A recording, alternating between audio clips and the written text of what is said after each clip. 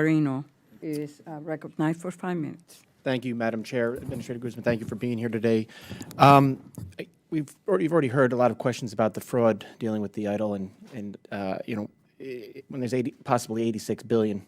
That was the last report, and I think a new report's going to come out, which is probably going to raise that number. I don't think you can talk about it enough about how bad this fraud was with these programs, with the COVID programs. But I'm hearing in my office people who still have had applications in over a year. We've had to deal with a couple of cases where people have had idle applications in for COVID over a year, and they and you said before you're getting some applications done with another program with maybe a month, in 2 weeks to a month. Why is it taking over a year for some of these applications to be processed? I understand that not everyone is back to work yet.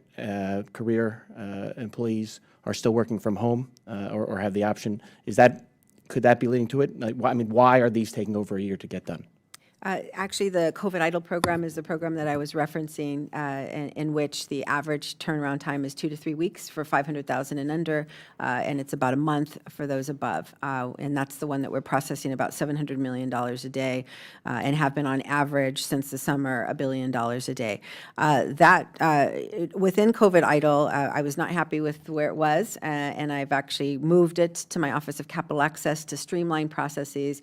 In the fall, we also changed the customer service contractor so that we could improve customer service to the small businesses.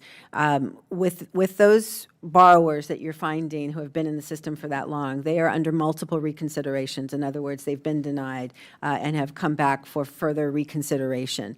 In many cases, the majority of the cases, they did not have their 2019 taxes filed or reported or needed a modification. And so that adds some additional time, but it should not be a full year. So what our district offices are doing, we've also empowered them to access the information about the EIDL program.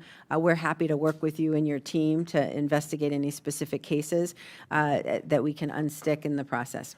I appreciate that, and I know a lot of the teams have been helpful when we reach out, but the problem, everybody doesn't call their congressman every time, so and it moves once we call, but that small businesses are dealing with a lot of other things and having to get in touch with us. And if I could add, we have added a lot of resources to those pending applications so that we can continue to get them down as we close out this program. I appreciate that. Thank you. Now, are all the SBA employees back to work, or are you still having people work from home?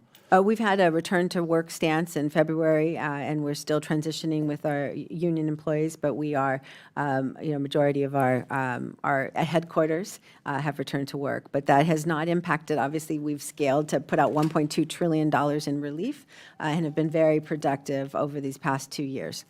So, but a majority, when you say majority, is it 51% or 80%? How many people are back to work and not working from home anymore? In the headquarters area, it's over 70%. Okay, thank you. I noticed as part of the budget also, the administration is requesting authority to transfer $320 million from the targeted COVID EIDL advance account to support the loan servicing and other related programs. I think there's already been over $4 billion has been used for salaries and whatnot for servicing. Why do you need another $320 million?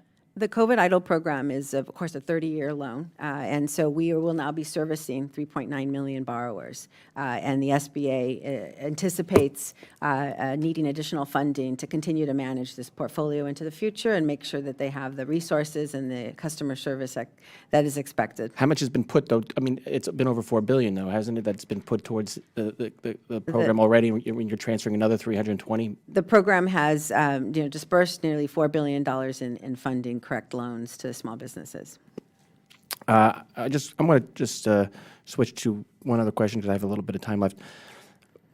From small business, what is the top issue that you're hearing from small businesses? What's their top issue? What's their biggest concern?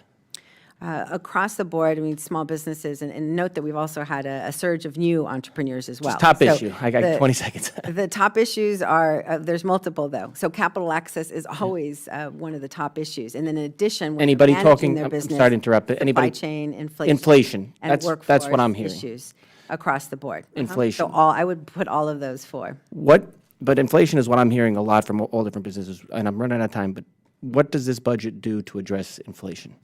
For SBA in particular, or broadly, the president obviously SBA. has. For SBA specifically, we're leaning into entrepreneurial support to help small businesses navigate the issues that they've had to face. Obviously, we look towards helping them with strategic planning, financial management, supply chain management, and our centers offer specific targeted support and technical assistance in those areas. I'm out of time. Thank you very much. Gentleman's time has expired.